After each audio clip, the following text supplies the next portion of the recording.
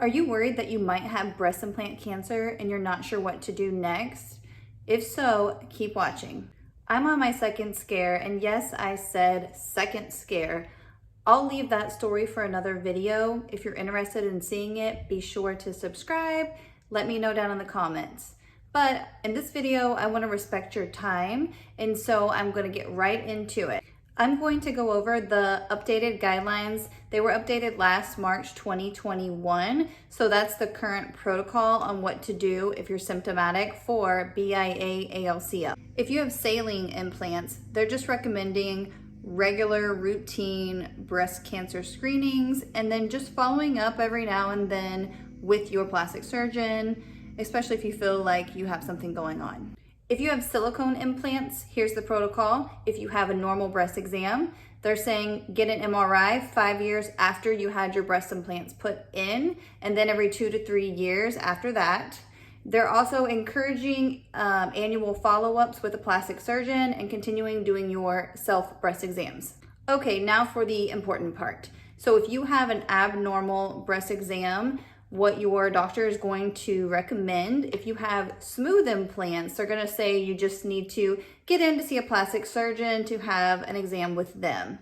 Now, if you have a history of textured implants, the protocol is going to be different, and this is super important. Your doctor is going to want to schedule an ultrasound or an MRI pretty much ASAP, and they're going to get you urgently into a plastic surgeon. The next key component is if you have swelling and extra fluid or you don't. The protocol is going to be different. So if you have fluid and enough fluid, they're going to do an ultrasound with an FNA, and they're going to send your fluid off for a cytology, flow cytometry, and IHC at a experienced cancer center.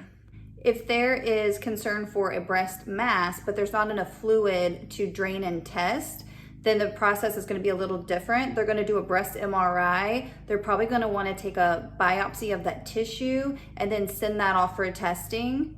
I will link this article that I'm reading off of down below so that you can click on it and print it off yourself, because that'll be super important. If you have a good relationship with like your gynecologist, then you can go see them.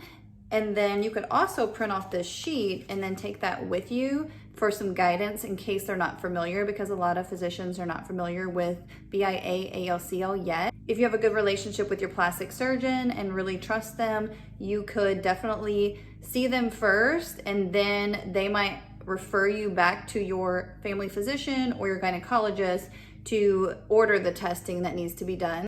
I just say it's super important to make sure that you have documentation coming from like MD Anderson Cancer Center or somewhere that's very familiar with this type of breast implant cancer, because a lot of doctors, oncologists, surgeons, they're not familiar with it.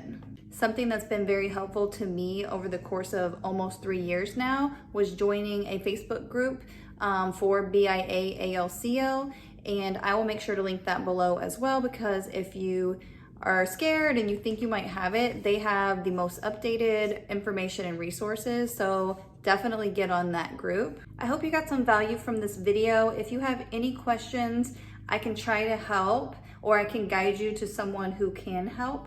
When I first started going through this, there was not hardly any resources or videos out there, and I really felt alone and I didn't know what to do. So that's why I wanted to make these videos in case you were feeling like I was.